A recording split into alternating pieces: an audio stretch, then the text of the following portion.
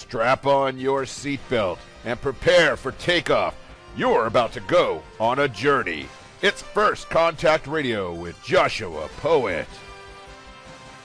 All right, Dirk, thank you very much. Welcome, everybody. Welcome to First Contact Radio. Today is the 15th of August, 2019. Let's get into it.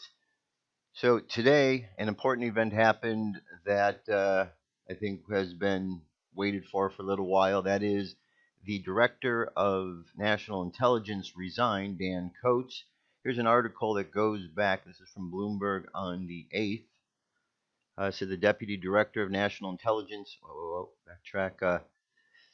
Deputy Director of National Intelligence Sue Gordon will resign this month along with her boss, Donald Trump said. In a tweet, Gordon will leave her job August 15, the same as the nation's top intelligence official, Dan Coats. So that's an important thing that is taking place because the Director of National Intelligence, little definition here at Wikipedia, the United States Director of National Intelligence is the United States government cabinet level official subject to the authority, discretion, and control of the President of the United States required by the Intelligence Reform and Terrorism Prevention Act 2014. They serve as the head of a 16-member United States intelligence community, direct and oversee the national intelligence program, and serve as an advisor upon invitation to the President of the United States and executive officers of the National Security Council and Homeland Security about intelligence matters related to national security. Here's the important part. The director produces the President's daily briefing, a top-secret document including intelligence from all the various agencies given each morning to the President of the United States. The PDB is seen by the President and those approved by the President. Other than this, the director has no authority to issue orders or instruct anyone to do anything. So the person that was in there, Dan Coats, was somebody that was not on the same page with Trump. And the Director of Intelligence, as you hear, is in charge of kind of coordinating all of those areas, kind of putting them together. If the intelligence officer is not providing clear intelligence to the President, then his ability to make decisions is hampered because he's not able to do so with the best information possible. And what is being found is there are these deep state actors. This woman, Sue Gordon, seemed to also be one of those. And what kind of was the tip-off was when she got a thumbs up from Senator Richard Burr of North Carolina. He was that him? No. What's the other name? Blumenthal. Guy who said he went to Vietnam when he didn't.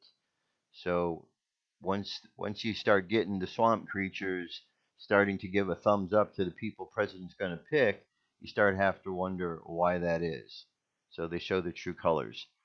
The Hill has an article here about this today. It says former Navy Vice Admiral Joseph McGuire will take over as the acting director of national intelligence when Dan Coats steps down Thursday, thrusting him atop an intelligence community undergoing a broad shakeup in senior leadership. Those who know McGuire says he's up to the task of making sure things run smoothly and won't be the kind of loyalist that some critics fear President Trump seeks for top intelligence posts. Joe does not have, in my view, a political bone in his body, said Michael Leader, the former director of the National Counterterrorism Center, who was McGuire's boss. Joe is the national security professional. Joe just doesn't have any reason to do anything other than represent his organization. Joe doesn't need his job. Joe never aspired to be DNI, Leiter added. McGuire, a former Navy SEAL, along with a long military career, will move from his post as the head of the NCTC to replace Coats, whose deputy Sue Gordon is also resigning on Thursday. In this new role, experts say McGuire will need to balance managing various agencies' assets while also serving as a top advisor to the President, who has criticized the intelligence community. Added to that challenge is the fact that Trump has not chosen a permanent replacement after his initial pick. Texas GOP Rep. John Ratcliffe withdrew from consideration after barrage of media scrutiny earlier this month. Okay, so he's going to be the acting guy that's in there. There's more to the article. You can check it out. He's going to be the acting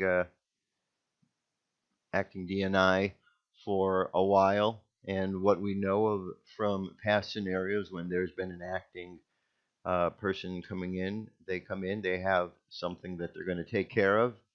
So expect that if this follows suit, that we're going to see some, some actions moving along, things moving along, and then he'll complete that task and he'll move on, and then there'll be the permanent person. And we'll all be surprised on who that might be. You never can tell. Never can tell.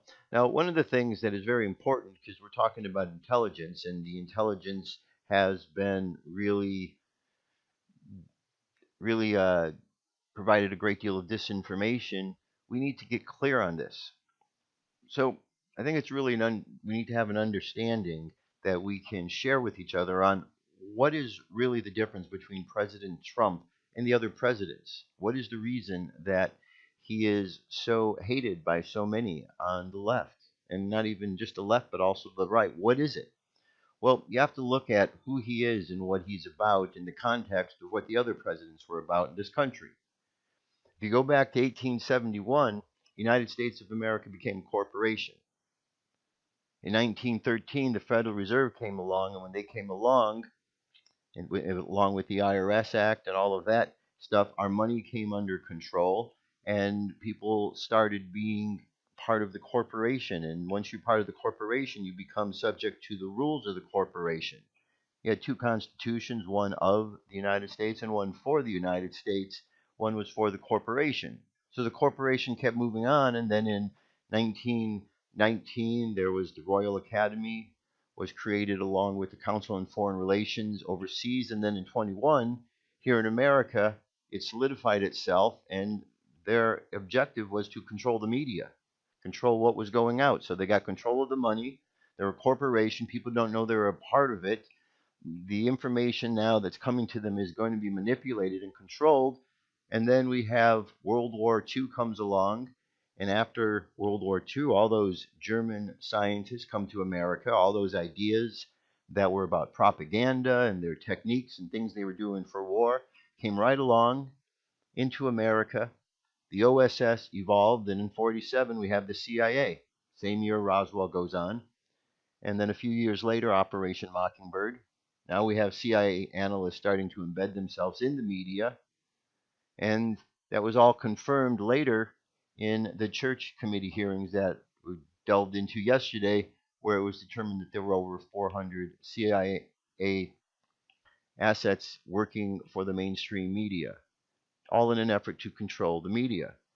All of these individuals, along with the presidents during these period of times, are all focused on a particular agenda, this New World Order agenda. If you just go back to Bush Sr., and you remember he talked about the New World Order agenda, and then you go to Hillary Clinton candidate that also talked about the New World Order agenda, the one thing they're talking about in common is their agenda. But one's a Democrat, one's a Republican. Well, how could that be? It's because they're all pushing for that agenda, and all the presidents along the way have been pushing that New World Order, New World Order. And along comes Trump, and guess what? He's not a New World Order guy, and that's why they are all against him. He's not part of their boys' club. He's not controlled by their monies like the other presidents were. And so it's natural that so many are standing up against him because they see him as a threat. It's a threat to their New World Order. But the New World Order has been oppressing people. And it's been oppressing people for a long while. And through the media, through the manipulations by the CIA in the media and our television, news, entertainment, people's minds are controlled and just thinking about things that are not in reality. And that's where we're at. That's why we have a crazy situation in the world where so many people have their heels dug in that they're exactly right because the media told them that way. It's a very systematic, programmed event that has been going on day by day, day by day, day by day. And if you're not aware of it, then you just kind of get run over and get caught up in the illusion. Pretty soon you don't even know the difference between what's real and what isn't. And that's where we're at. However, we are at a time where prophecy is unfolding, in my opinion, and the opinion of many others. Revelation is something that is unfolding. Revelation means revealing of things that were once dark or secret that are now being brought to light. We are seeing these things with these various crimes that are committed. The Epstein situation is really opening a Pandora's box to a much larger picture of human trafficking that was going on. And so it's important that we understand this, and the public just needs to hang on, because this thing's going to continue to go deeper and deeper. And maybe people, when they hear about this, maybe they'll think this is normal, or maybe they think this is okay. But I think a lot of people are going to be really freaked out and don't understand how our society got this way. So here's a couple stories related to the Epstein case. This one here from Wired, the twisted flight paths of Global Girl and the Lolita Express. The Gulfstream Girl can't use that nickname anymore. In 2013, the model turned pilot, then 27, blonde, often beaming in photos, was hit with a trademark infringement suit by Gulfstream Aerospace, which told her its brand name was off limits.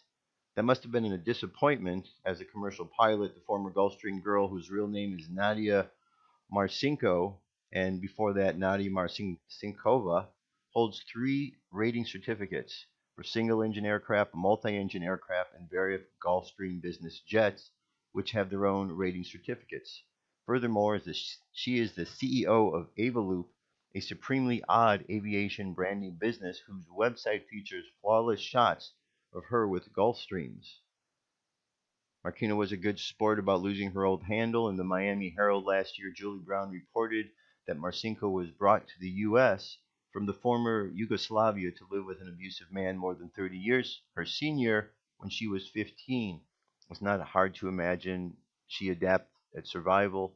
Moreover, as an aerobatic pilot, she's stylish and dashing. In a video from the March 2018, she flips Pitts SB2. Okay, blah blah blah. Anyway, it gets down here that Novelle's novel of child rape. She was a dolly at school, which makes sense, as the airplane that would later help shape her life, a large Boeing 727 now associated with both high glamour and incomprehensible suffering, was known as Lolita Express. It belonged to Jeffrey Epstein. All right, so I'm going to leave you to read that. It's a lengthy article. I was just trying to pull out pieces. Here's another one at Zero Hedge. Epstein tapes emerge. Dead pedophile describes his lifestyle in unearthed recordings. To the 2003, Jeffrey Epstein sat for 5 hours to give a rare interview with journalist David Bank, offering his thoughts on subjects ranging from mathematics to exorbitant wealth to important and prenuptial agreements. Having obtained copies of the interview, Bloomberg's Tom Metcalf offers select clips of the interview from a slingback chair on the private Caribbean island. So there's a lot here, all these different clips you can listen to. And if you'd be so inclined, just thought I'd make that available. Just another piece that's out there. Now, this story here we want to take with a grain of salt, as with anything, until we can, confirm some of them. But this one comes in its source of fall, and there's been a number of stories that have come across in this regards that have, not been accurate, but there have been some. So, like all things, want to take it with a grain of salt. According to this, it says FBI divers recover human bones in the waters off Epstein Orgy Island as deep state meltdown accelerates. By Saoirse Fail has reported to her Western subscribers. Beyond Shaki, highly classified, of special importance, new Foreign Intelligence Service report circulating in the Kremlin today says that the American prison system has sunk to third world status, even as Mexico provided video of drug lord El Chapo's prison escape. States the fury and the humiliation over the death of child sex slaver Jeffrey Epstein seething through a U.S. Department of Justice responsible for staying alive to stand trial now has been met by an appalled and angry U.S. Attorney General William Barr, who yesterday vowed no one complicit in Epstein's crimes will escape punishment, crimes which now include murder, after an elite team of investigators and divers evaded Epstein's Orgy Island fortress in the Caribbean yesterday, whose most stunning discovery are believed to be human bones of young children found in the waters below Epstein's satanic temple. Okay. According to the portions of this highly classified report we're permitted to reveal. All right.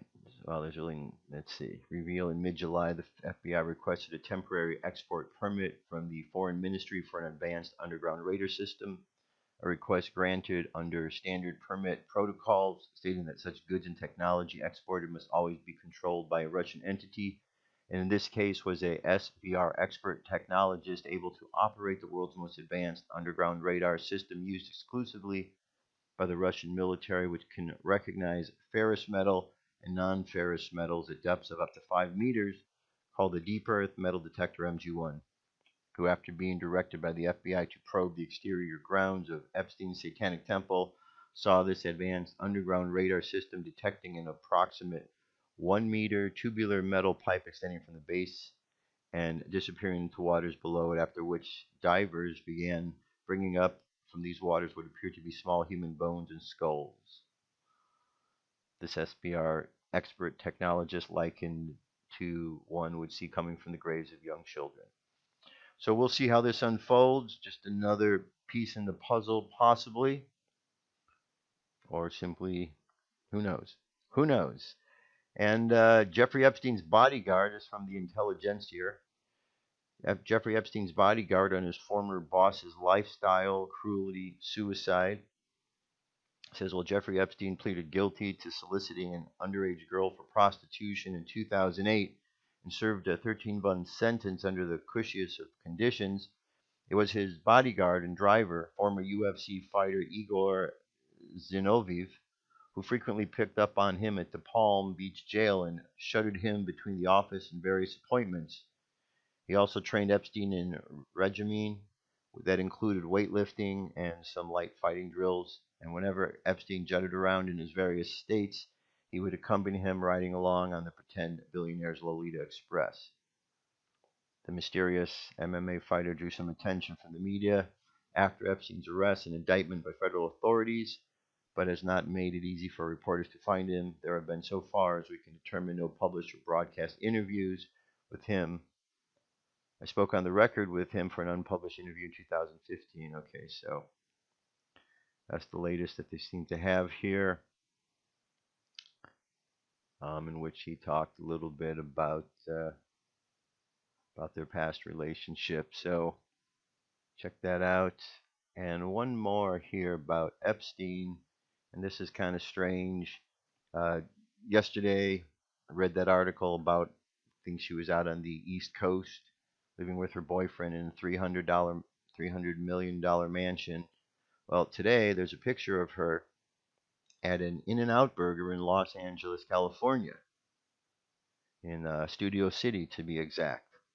And there she is sitting there, and somebody recognized her.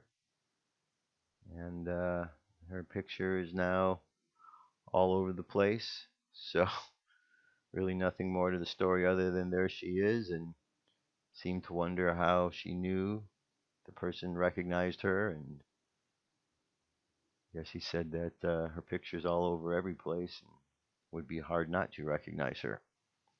All right, switching gears over to Hillary Clinton. This is from the Gateway Pundit. Smoking guns, shocking Freedom of Information document shows FBI agreed to cover up and ignore all Hillary crimes in 2016 investigation. A recent Freedom of Information request by attorney Ty Clevenger resulted in a plethora of new and unrelated information concerning the actions the corrupt FBI and DOJ took to cover up and exonerate Hillary Clinton's email crimes. Last August, FBI officials paid a visit to Hillary Clinton's lawyer's office in Washington and begged to see 6 laptop computers containing the former Secretary of State's classified emails. They were told, take a hike, and they did.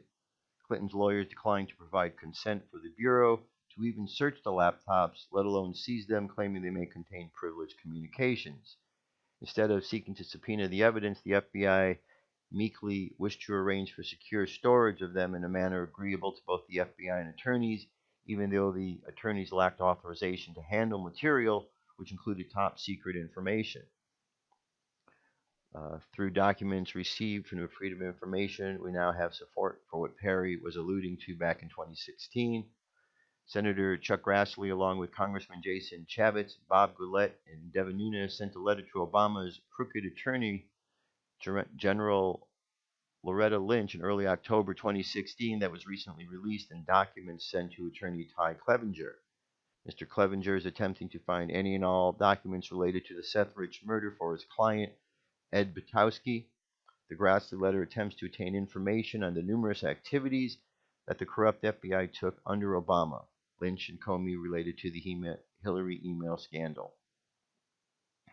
In the Grassley letter, he recites the fact that former FBI Director Comey told Congress that yes, the FBI investigated the Clinton obstruction and intentional destruction of records. However, the DOJ and Clinton Mills' lawyer, Ms. Wilkinson, drafted an agreement with the FBI that showed anything but fair and honest investigation. The agreement the FBI made with the DOJ limited the search parameters to months, not years. The FBI could not only search for Clinton email addresses regardless if that email address was later altered to some other addresses. No emails from Cheryl Mills were permitted to be searched. This ensured that no emails covering the destruction of evidence was even permitted to be examined. The FBI agreed to perform an investigation where they weren't even allowed to look at the evidence. Next, while still being under a preservation order, Clinton just arbitrarily decided to change email retention policies, delete all emails older than 60 days, which amounted to all the emails from January 2009 through October 2014. The FBI agreed not to examine any evidence surrounding the BleachBit event, despite the fact the FBI knew about the BleachBit event before agreeing to this. And it goes on, so it's good that that's come up. Documents are coming out, part of the revealing. Here's one more. This is from Epoch Times. Hillary Clinton's emails were sent to a Gmail address similar to the names of a Chinese company. All but 4 of the 30,490 emails from Hillary Clinton's unauthorized email server were forwarded to a private Google email address featuring a name similar to a Chinese company, according to documents released by Senate committee on August 15th. Virtually every email that was sent to and from the Clinton email server was forwarded to Carter Heavy Industries at gmail.com, which raised concern that a foreign actor gained access to Clinton's emails after an intelligence community inspector general searched Google for Carter Inspector Industries. He came up with the result for Shandong Carter Heavy Industry Company Limited, according to the documents. That industry is a Chinese manufacturer of excavators and heavy machinery. The company did not respond to requests for comment. Frank Rucker, the ICIG investigator, and Jeanette McMillan, an ICIG attorney, told FBI about the anomaly February 18, 2016, at a meeting which included Peter Strzok, who has just taken over as the chief. All right, so more shenanigans there with the emails. Crooked Hillary, not surprised. Just coming out that Representatives Omar and Tlaib, they're not going to be allowed to enter Israel. They were on a trip there, but Israel announced its plans to block the 2 American congresswomen from entering the country after President Donald Trump pressured the Jewish state to bar Representative Omar and Representative Rashid Tlaib from visiting. Israeli Deputy Foreign Minister told Israel's Reshet radio the decision has been made. The decision is not to allow them to enter. On Twitter, Israel Prime Minister Benjamin Netanyahu said Israel is open to any criticism, with one exception. Israel's law prohibits the entry of people who call and operate to boycott Israel. He added in a Twitter thread that Tlaib Omar are leading activists in promoting boycott legislation against Israel in Congress, and that after receiving their visitation plan, it became clear that they were planning a campaign whose sole purpose was to strengthen the boycott and to negate Israel's legitimacy. All right, so that doesn't surprise us, knowing how those two operate. It's just more shenanigans. more shenanigans, but I've said it before and I'll say it again that their influence here is not American, and they have a deeper agenda, a much deeper agenda, and hopefully those in power understand that so they can deal with them accordingly. Now, back to the shooting from yesterday. There's a clip I want you just to check out online. It's a full 2 hour, 43-minute clip. It's saved to the 13-minute and 30-second mark. I want you to look at it because what is there is quite weird. You see the officers running to the car. They said there were shots. The officers are running to the car. And as they get to the car and they kind of turn, it looks like they take a bag out, open it up, and start sprinkling some red color stuff on the ground and on this one officer's arms. And there are those, and then ABC panned away from it really quickly after that, and it kind of looked really weird, wondering why they were doing that.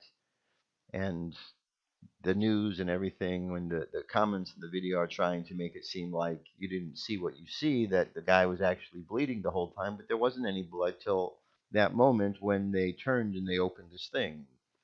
So it's very weird, but it is quite possible that, you know, they were doing a drill. This was a drill for the police on how to handle such situations, and maybe they combined that with the fact that they needed to arrest this guy, and here's an opportunity to do a much larger drill. I don't know, only speculating, but what I do know is that video is there and it looks kind of weird. So check that out. One last story. Gateway Pundit again. Leftists threaten to murder El Paso victim's family after they meet with President Trump during his visit to Texas. So here you have a family that was in the shooting. Members of their family were murdered, and says Andre was killed when he was shielded with, let's see, Vibora and Nacho lost a brother, sister-in-law in a deadly mass shooting at the El Paso Walmart. In August, Andre was killed when he shielded his wife for 2 months from the killer's gunfire. Lorden was also killed. There was a GoFundMe campaign to raise money for the surviving children. Last week, Deborah posted a note on Facebook blasting the local Democrat leaders who had the gall to say President was not welcome in the city this week. And her comments have been met with death threats. It's very bizarre. President, since the photo was taken, Tito and Chavo has received death threats for meeting with President Trump. So, how bizarre is that, right? The shooter didn't kill them. And so the Democrats, who are responding in such a way with death threats, they want to make sure that they get the job done that the killers didn't do. I don't know. It seems kind of weird. But there seems to be a lot of that going around, and it seems to be coming from one direction. It's the need to want to lash out and threaten others, get violent with others, while at the same time pointing the finger saying the other people are doing what they actually are doing. It's really backwards and strange. 90 seconds. Hopefully we'll get that figured out, but the only way we do is if we actually get in our own power and bring that power of God back into what's taking place on the earth. Okay, we've gotten too far away from that. That's why things have gone haywire. And now there's a balance being restored. But those who have been lawless, those who have been really embracing all of these ways that aren't good for us, they're not liking it because it's shaking things up. 60 seconds. But we're getting back to where we need to be. And that's the important part. We just have to weather the storm, put on the armor of God, know that though we walk through the valley of darkness, that the Lord is by our side and we shall be okay. Sometimes people say, oh, that doesn't work. It's too simple. But that's it. It is simple. What was it Jesus said? In order to enter heaven, you must be like a little child. You must be simple. You must understand things from a simplistic way, the innocence, looking at things that way, believing that these ideas of magic and belief are real. And it's more than real. We have this, divine presence around us that is part of this experience with us because we are part of its experience. So trust this, trust each other. We'll get along. It'll all work out. Peace. I'm out of here. God bless. Talk to you tomorrow.